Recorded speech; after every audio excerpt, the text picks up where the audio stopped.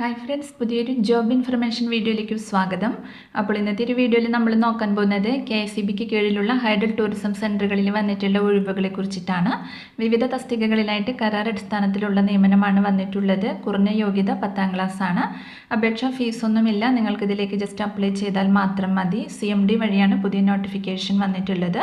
അപ്പോൾ നമുക്കൊരു നോട്ടിഫിക്കേഷൻ്റെ കൂടുതൽ ഡീറ്റെയിൽസ് നോക്കാം. വീഡിയോയിലേക്ക് പോകുന്നതിന് മുമ്പ് നിങ്ങൾ ആരെങ്കിലും ആദ്യമായിട്ടാണ് ഈ ചാനൽ കാണുന്നതെങ്കിൽ മറക്കാതെ സബ്സ്ക്രൈബ് ചെയ്ത് വയ്ക്കുക.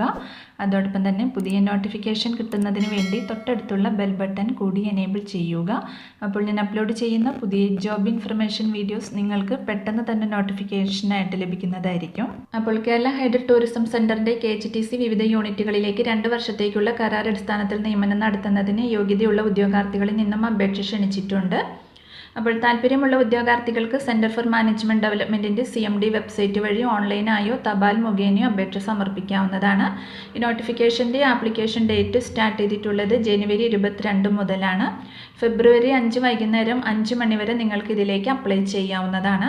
തപാൽ മുഖേന അയക്കുന്ന അപേക്ഷകൾ ഫെബ്രുവരി 5, 2025 വൈകുന്നേരം 5 മണിക്ക് മുൻപായി CMDയിൽ ലഭിക്കേണ്ടതാണ്.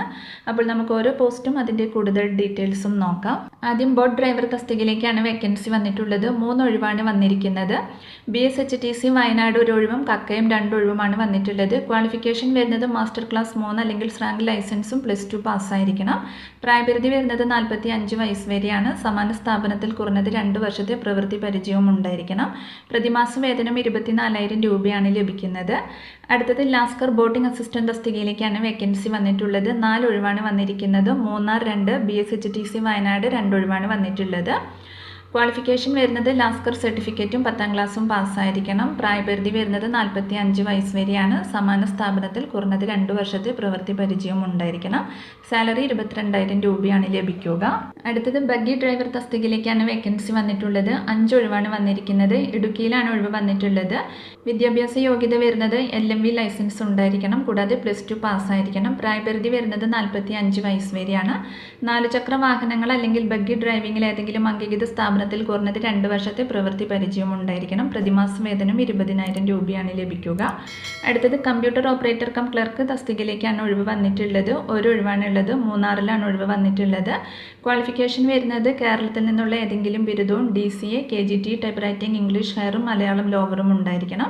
പ്രായപരിധി 45 വയസ്സ് വരെയാണ്. സർക്കാർ സ്ഥാപനത്തിൽ കുറഞ്ഞത് 2 വർഷത്തെ പ്രവൃത്തി പരിചയവും ആവശ്യമാണ്. പ്രതിമാസ വേതനം 21,000 രൂപയാണ് ലഭിക്കുക. അടുത്തത് ടൂറിസം ഗാർഡ് തസ്തികയിലേക്കാണ് വേക്കൻസി വന്നിട്ടുള്ളത്. 5 ഒഴിവാണ് വന്നിട്ടുള്ളത്. മൂന്നാറിൽ 3ഉം BSHTC വയനാട് 2 ഒഴിവുമാണ് വന്നിട്ടുള്ളത്. ക്വാളിഫിക്കേഷൻ വരുന്നത് ലൈഫ് സേവിംഗ് ട്രെയിനിങ് സർട്ടിഫിക്കറ്റ് അല്ലെങ്കിൽ നീന്തൽ പരിശീലന സർട്ടിഫിക്കറ്റ് ഉണ്ടായിരിക്കണം. കൂടാതെ 10ാം ക്ലാസ് പാസ്സായിരിക്കണം. പ്രായപരിധി വരുന്നത് 45 വയസ്സ് വരെയാണ്. ശാരീരിക ക്ഷമതയുള്ള ഉദ്യോഗാർത്ഥി ആയിരിക്കണം. പ്രതിമാസ വേതനം 20,000 രൂപയാണ്. അടുത്തത് ടൂറിസം വർക്കർ ക്ലീനിങ് സ്റ്റാഫ് തസ്തികയിലേക്കാണ് വേക്കൻസി വന്നിട്ടുള്ളത്. 3 ഒഴിവാണ് വന്നിരിക്കുന്നത്. മൂന്നാറിൽ 1 ഒഴിവും BSHTC വയനാട് 2 ഒഴിവുമാണ് വന്നിട്ടുള്ളത്. ക്വാളിഫിക്കേഷൻ വരുന്നത് 10ാം ക്ലാസ് ആണ്. പ്രായപരിധി വരുന്നത് 45 വയസ്സ് വരെയാണ്. പ്രതിമാസം വേതനം 18,000 രൂപയാണ് ലഭിക്കുന്നത്. അപ്പോൾ ഇത്രയുമാണ് വേക്കൻസി ഡീറ്റെയിൽസ് വരുന്നത്. ഇനി ഇതിലേക്ക് എങ്ങനെയാണ് അപ്ലൈ ചെയ്യേണ്ടതെന്ന് നോക്കാം. അപ്പോൾ തപാൽ വഴിയോ ഓൺലൈനായിട്ടോ നിങ്ങൾക്ക് ഇതിലേക്ക് അപ്ലൈ ചെയ്യാവുന്നതാണ്. ഓൺലൈനായി അപ്ലൈ ചെയ്യേണ്ടത് www.cmd.kerala.gov.in എന്ന വെബ്സൈറ്റ് വഴിയാണ്. തപാൽ വഴി അപ്ലൈ ചെയ്യുന്ന ഉദ്യോഗാർത്ഥികൾക്ക് ഡിസ്ക്രിപ്ഷൻ ബോക്സിൽ ആപ്ലിക്കേഷൻ ഫോമിൻ്റെ ലിങ്ക് കൊടുക്കുന്നുണ്ട്. അത് നിങ്ങൾ പൂരിപ്പിച്ച് തപാൽ വഴി നിങ്ങൾക്ക് ഇതിലേക്ക് അപ്ലൈ ചെയ്യാവുന്നതാണ്. CMDയിലോ KHTCയിലോ അപേക്ഷകൾ നേരിട്ട് സ്വീകരിക്കുന്നതല്ല. ഓൺലൈനായോ തപാൽ മുഖേനയോ അല്ലാതെ ലഭിക്കുന്ന അപേക്ഷകൾ നിരുപാധികം നിരസിക്കുന്നതാണ്. അപ്പോൾ ഓൺലൈനായിട്ട് അപ്ലൈ ചെയ്യുന്ന ഉദ്യോഗാർത്ഥികൾ ശ്രദ്ധിക്കേണ്ട കാര്യങ്ങൾ: അപ്ലൈ ചെയ്യുന്ന ഉദ്യോഗാർത്ഥികൾ നിങ്ങളുടെ ഏറ്റവും പുതിയ ഫോട്ടോ സ്കാൻ ചെയ്ത് ഓൺലൈൻ പോർട്ടലിൽ നിർദ്ദിഷ്ട സ്ഥലത്ത് അപ്ലോഡ് ചെയ്യേണ്ടതാണ്. സ്കാൻ ചെയ്ത ഫോട്ടോ 200 KB താഴെയുള്ളതും JPG ഫോർമാറ്റിലും ആവണം. അതുപോലെ തന്നെ അപ്ലൈ ചെയ്യുന്ന ഉദ്യോഗാർത്ഥികൾ വെളുത്ത പേപ്പറിൽ നീല അല്ലെങ്കിൽ കറുപ്പ് മഷിയിലുള്ള ഒപ്പ് സ്കാൻ ചെയ്ത് ഓൺലൈൻ പോർട്ടലിൽ നിർദ്ദിഷ്ട സ്ഥലത്ത് അപ്ലോഡ് ചെയ്യേണ്ടതാണ്. സ്കാൻ ചെയ്ത ഫോട്ടോ 50 KB താഴെയുള്ളതും JPG ഫോർമാറ്റിലും ആവണം. പൂർണ്ണമായ ഒപ്പാണ് സ്കാൻ ചെയ്യേണ്ടത്. ഒപ്പ് വ്യക്തിത്വത്തിൻ്റെ തെളിവായതിനാൽ അത് യഥാർത്ഥമായിരിക്കണം. ക്യാപിറ്റൽ ലെറ്റേഴ്സ് മാത്രം ഉപയോഗിച്ചുള്ള ഒപ്പ് അനുവദനീയമല്ല.